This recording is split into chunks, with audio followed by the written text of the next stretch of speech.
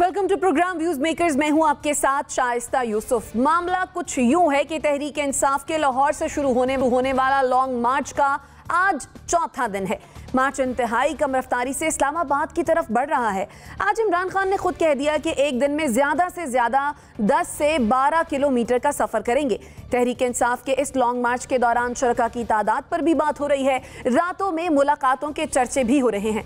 अब ऐसे में सवाल यह है कि तहरीक इंसाफ के इस लॉन्ग मार्च के नताइज होंगे क्या। इस पर डिस्कशन के लिए जो मेहमान हमारे साथ मौजूद हैं, तारुफ में आपसे करवा देती हूँ। हमें ज्वाइन किया है नासिर बेग चौकताई साहब ने, डॉक्टर नाजिर महमूद साहब हमारे साथ मौजूद हैं, मुजम्मिल सोहरवर्दी साहब ने हमें ज्वाइन किया है और हमें ज्वाइन किया है मुबशिर बुखारी साहब ने भी।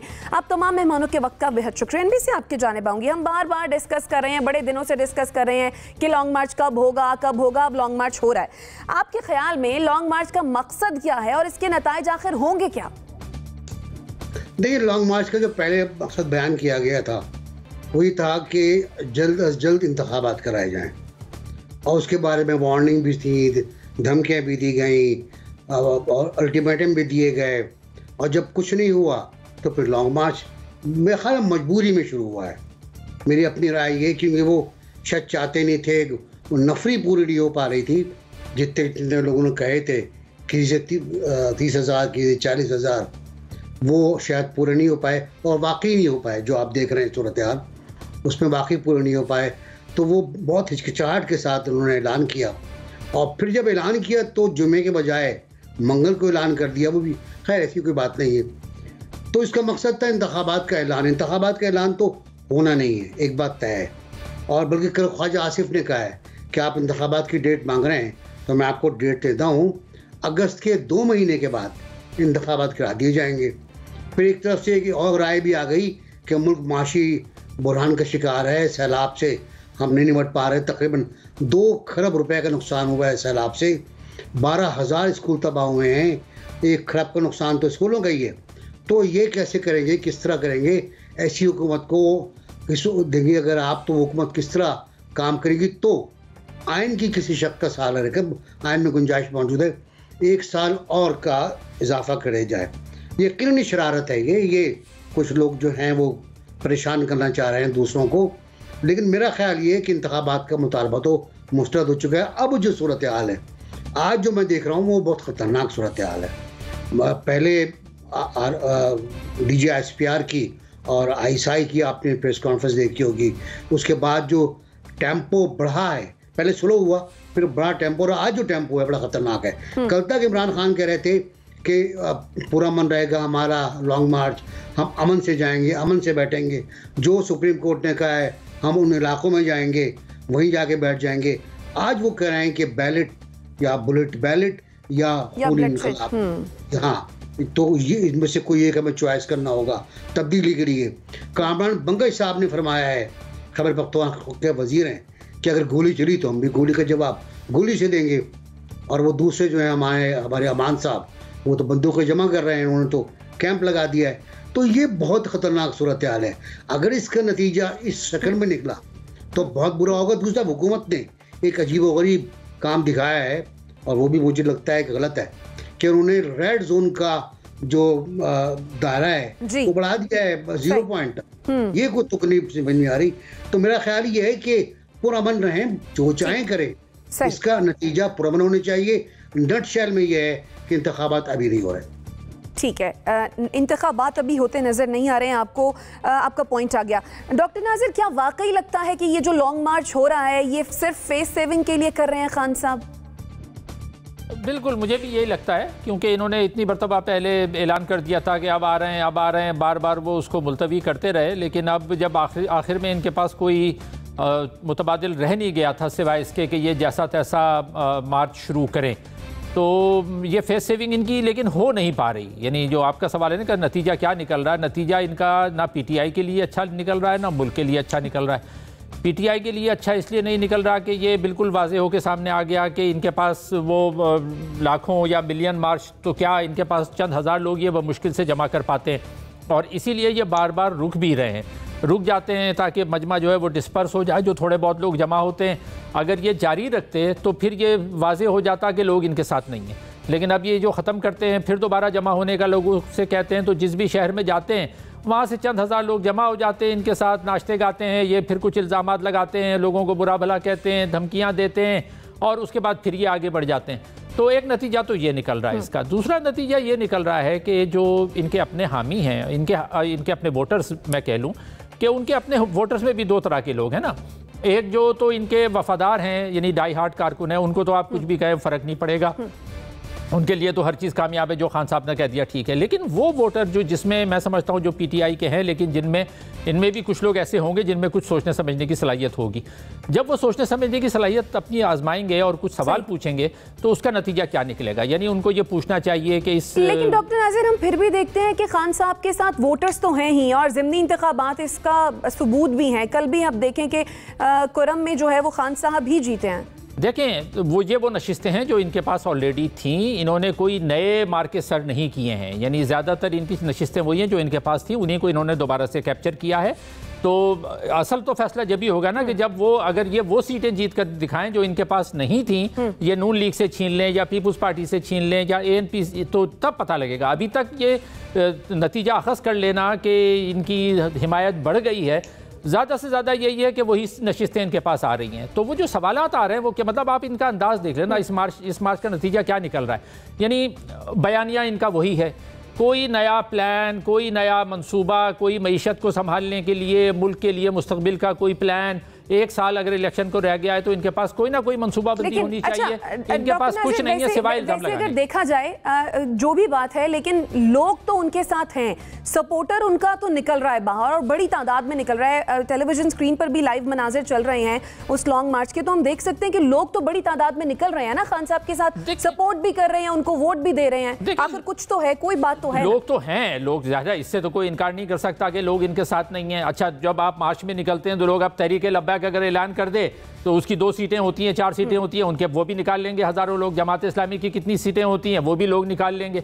तो लोगों के आ जाने से ये नतीजा अखज़ कर लेना कि ये वाकई में अगला इलेक्शन जीत जाएंगे, ये नतीजा निकालना मुश्किल है। ये मेरा नहीं ख्याल है कि ये इलेक्शन का कोई भी नतीजा निकलेगा। ये फिजल आउट होना है, ये लोगों को यहाँ जमा करेंगे, मफलूज करेंगे ज़िंदगी, लेकिन हतमी तौर पर ये कोई नताइज हासिल नहीं कर पाएंगे सिवाय इसके कि ऐसे मुश्किल हालात में, जब सैलाब है, जब मुल्क के लिए मदद की ज़रूरत है, ऐसे में ये लोगों को इस तरफ लगा रहे हैं जिसका नतीजा हतमी तौर पर मुल्क के खिलाफ निकलना है। सही, आपके ख्याल में इसका कोई मस्बत नतीजा नहीं निकलेगा, आपका पॉइंट आ गया। मुजम्मिल सोहरावर्दी साहब, लॉन्ग मार्च के शुरू होने से महीना पहले तक हमने देखा इस्लामाबाद जो है वो कंटेनर्स की जद में, और फिर अब जिस तरह से रेड जोन को 0 पॉइंट तक बढ़ा दिया गया है, आपके ख्याल में लॉन्ग मार्च को डील करने का क्या यही एक तरीका था? दूसरा क्या तरीका हो सकता है? फ्री हैंड दे दिया जाए?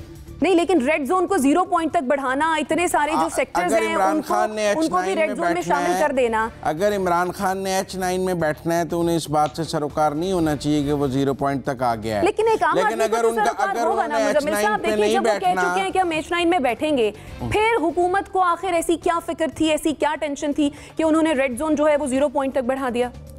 हो सकता है इमरान खान 0 पॉइंट पे आ जाए। लास्ट टाइम भी वो आगे थे। इस बात का खतरा तो मौजूद है ना कि वो H9 पर नहीं बैठे। होने को तो बहुत कुछ हो सकता है। ये भी हो सकता है कि वो इस्लामाबाद तक ही ना पहुंचे, ये भी हो सकता है कि वो इस्लामाबाद पहुंचकर H9 में बैठ जाए। क्या करे, हुकूमत सो जाए।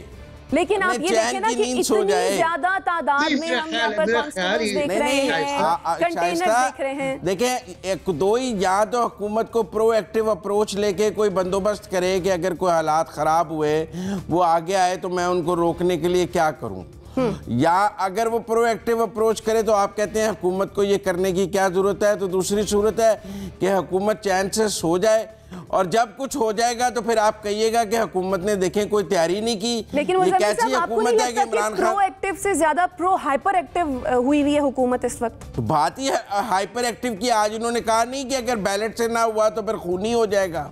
देखिए, ये बात सबको समझ है कि इमरान खान साहब H9 में आकर लंबा अरसा बैठ नहीं सकते। क्राउड को सस्टेन नहीं किया जा सकता कि नवंबर की इन दिनों में इस्लामाबाद में आप 10 दिन बैठ जाएं, 8 दिन बैठ जाएं।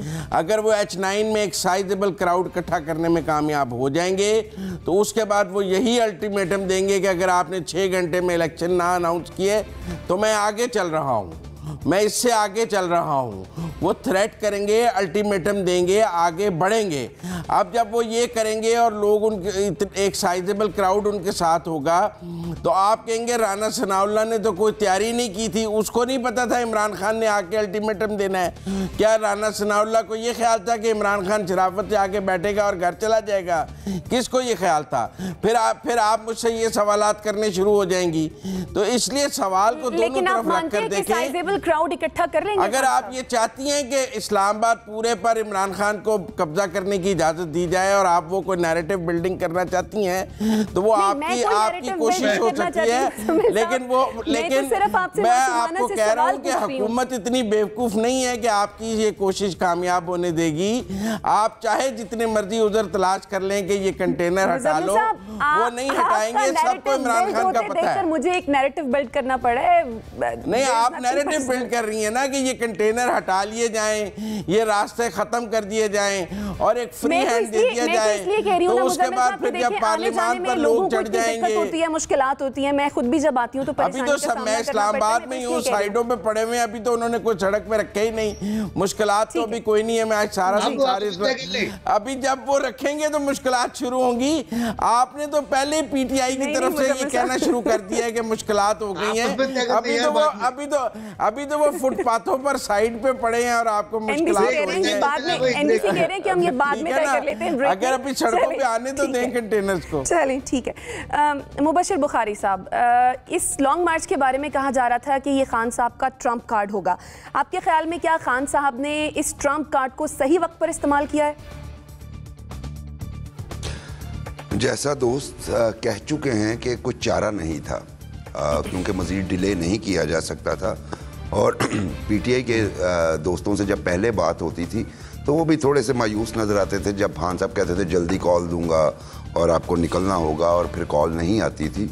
तो इस दफ़े डेस्परेशन में ही है, लेकिन उससे बड़ी डेस्परेशन की बात ठीक है कि लोग आपको नज़र आ रहे हैं, लेकिन मेरे ज़ाती ख्याल में जो बयानात आ रहे हैं, जिस तरह चेंज ऑफ एवरीडे स्पीच हो रहा है, उसके मुताबिक मुझे ये लगता है कि खान साहब मायूस हैं, और उसकी बड़ी सॉलिड रीजंस नज़र आती हैं। एक तो लोग इकट्ठे होते हैं, लेकिन खान साहब जो एक्सपेक्ट कर रहे थे, और आज की तकरीर में भी उन्होंने कहा जी, और उनके लीडर्स भी ये कह रहे हैं कि केपी से लोग आएंगे, सिंध से आएंगे, जीबी से आएंगे, बलूचिस्तान से आएंगे, पंजाब निकलेगा।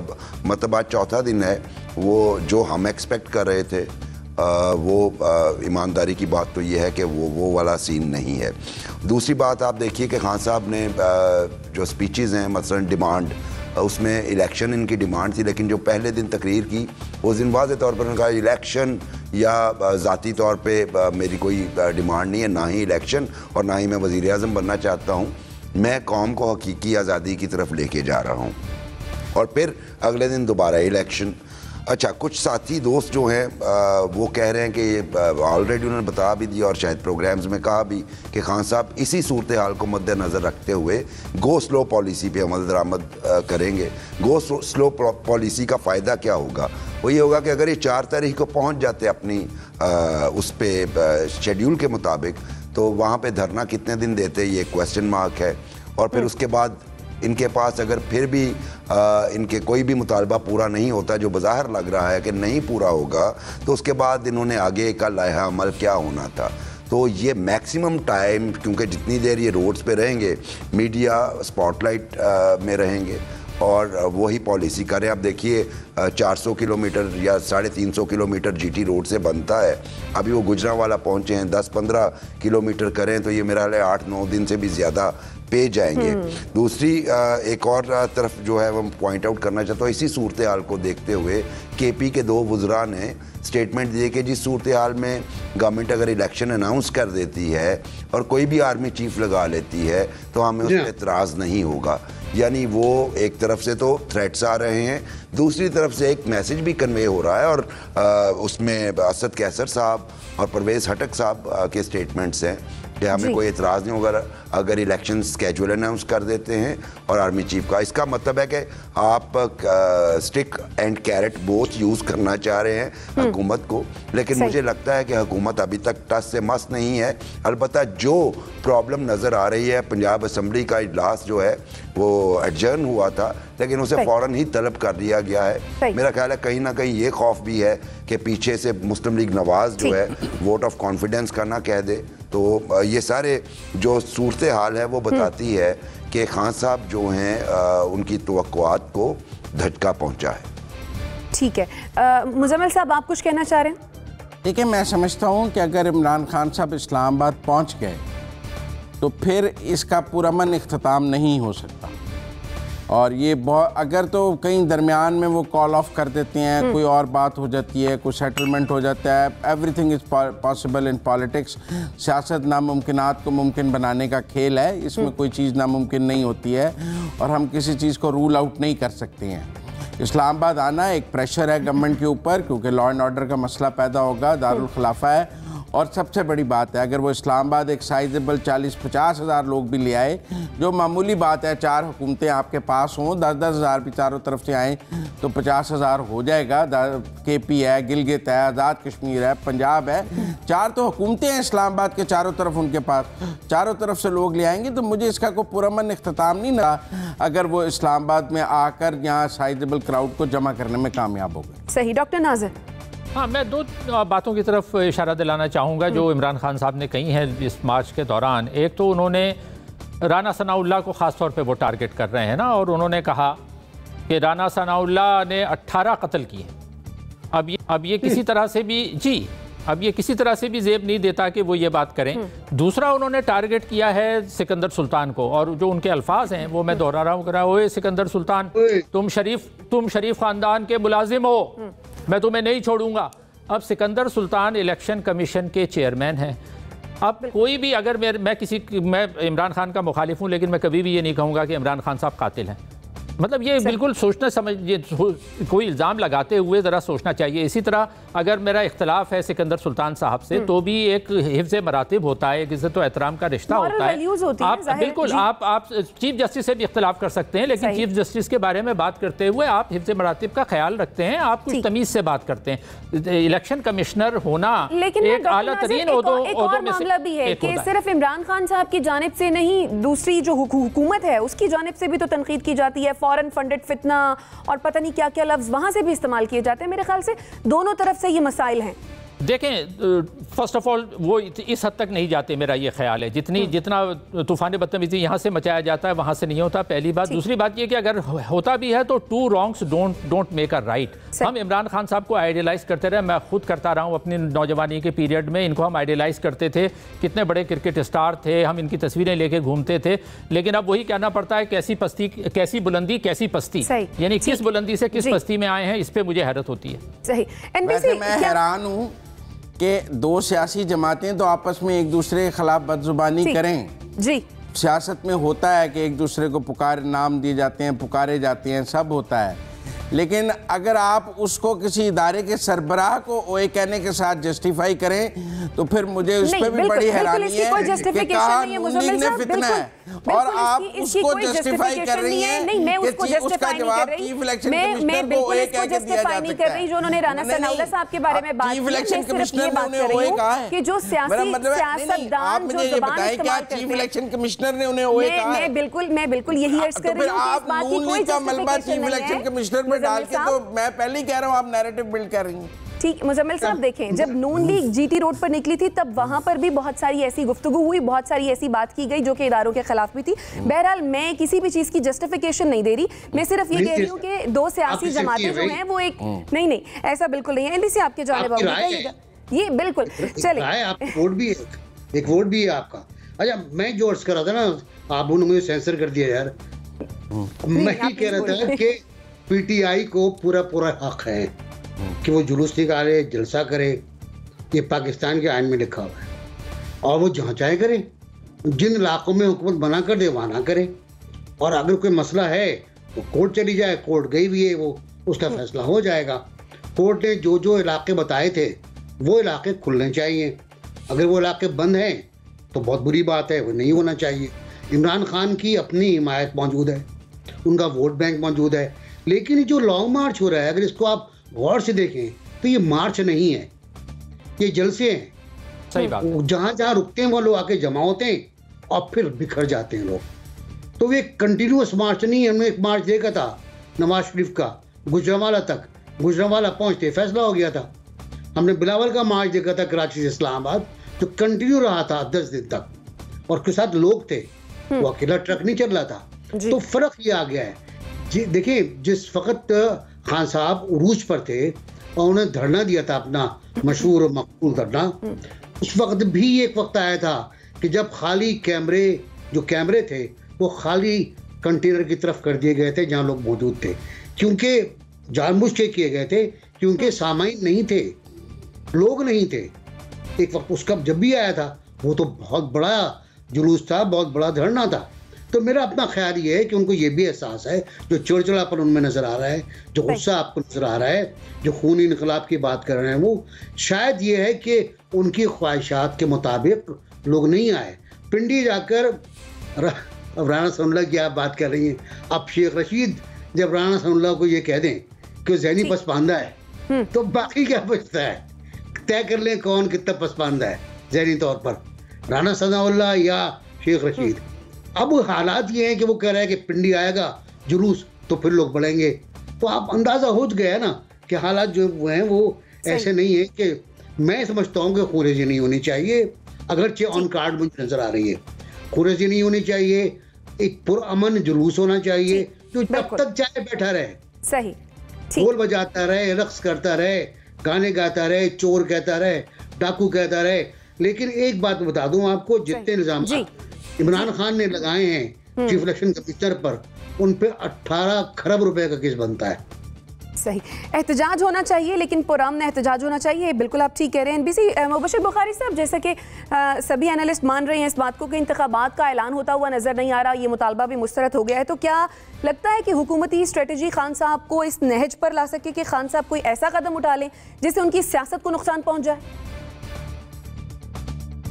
जी देखिए, खान साहब से कुछ भी बईद है, लेकिन पिछले कुछ दिनों से जो खान साहब में तब्दीलियाँ आई, मसलन कोर्ट में गए, वो ज़ेबा चौधरी से माफ़ी भी मांगने गए, और उसके बाद दरमियान में फिर इन्होंने कहा जी मैं नेगोशिएशंस के लिए भी तैयार हूँ, अगर हुकूमत इंतखाबात की तारीख दे। उससे पहले वो किसी भी तरह की नेगोशिएशंस के लिए तैयार नहीं हो रहे थे। फिर एक दिन एक बयान दागते हैं, दूसरे दिन उसी बयान के इम्पैक्ट को, तासुर को ज़ाहिर करने की कोशिश में पॉलिटिशियंस की तरफ निकल जाते हैं। तो अभी तक तो हमें यही स्ट्रेटजी नज़र आ रही है। दूसरी बात ये है कि ये बात भी कम अज़ कम मैं महसूस कर सकता हूँ कि कहीं ना कहीं खान साहब की पॉपुलैरिटी को हल्का सा डेंट पहुंचा है। अभी आप इलेक्शंस जीतने की बात कर रही थी और उस पर डॉक्टर नाज़र ने कहा कि वो अपनी सीट्स जीते। थोड़ा सा मैं इजाफा कर दूं, कराची की सीट जो है और मुल्तान वाली सीट भी पीटीआई की सीट्स थी और वो दोनों सीट्स हार गए, जिसमें बजाते खुद इमरान खान साहब शरीक थे एक सीट में, कराची वाली सीट में। तो ये भी इसको भी मेरा ख्याल है मीडिया को थोड़ा सा फोकस करना चाहिए कि क्यों हारे। इसका मतलब है गैप्स मौजूद हैं। पॉपुलैरिटी, जिसको हम अल्ट्रा पॉपुलैरिटी कहते हैं और मानते भी हैं, इतनी भी ज़्यादा नहीं है, वरना तो खान साहब को 11 की 11 सीटें उस वक्त जीत जानी चाहिए थी। 3 हार गए आउट ऑफ 11, 3 पंजाब असेंबली की थी। अब खान साहब के पास ऑप्शन क्या रह जाती है अगर ये नहीं? लेकिन बुखारी साहब, मुल्तान में तो खान साहब खुद इलेक्शन नहीं लड़ रहे थे ना, तो मुल्तान में तो मेहर बानो कुरैशी थी, तो जाहिर है कराची में तो जी कराची में तो खुद लड़ रहे थे। दूसरी बात यह है कि मुल्तान में उनके एक स्टालवर्ट की डॉटर इलेक्शन लड़ रही थी, उनकी होम कॉन्स्टिट्यूएंसी थी, पीटीआई का टिकट था उनके पास, और कराची वाला आप 10,000 वोट से अब्दुल हकीम बलोच साहब ने हरा दिया उन्हें। तो ये भी बात जो है मद्देनजर रखनी चाहिए। मैं जो अर्ज करने जा रहा हूँ कि खान साहब अभी तेजी से ये सोच रहे हैं कि गो स्लो भी हो गया, मुतालबात पूरे नहीं होंगे, तो इसके बाद क्या स्ट्रेटजी लेनी है। मेरा ख्याल यही है कि अल्टीमेटली कोर्ट शायद उन्हें कोई रेस्क्यू करे ऐसी सूरत हाल में, और दरमियान में कुछ और पॉलिटिशियंस पढ़ें और देखिए क्या होता है। लेकिन मेरा ज़ाती ख्याल यही है कि खान साहब अब सॉल्यूशन। मुझे एक बात ये जी, एनबीसी क्विकली कमेंट कीजिएगा, फिर मुझे ब्रेक की जानी पड़ेगी। आपकी बहुत अच्छी बात कही। मैं सिर्फ ये कहना चाह रहा था कि अगर 2018 में बीआरटी नहीं बैठता कोई नतीजा नहीं आता जिसको आप करें उनकी सीटें ये। कराची की जो सीट है वो तो कभी किसी की बनी ही नहीं सिवाय पीपल्स पार्टी के। मुल्तान की सीट पर जितना वोट पड़ा है, आप देखें कि उतना वोट कहीं पड़ा ही नहीं। मेहरबानों ने 80,000 वोट लिए और मूसा ने 1 लाख से ऊपर वोट लिए।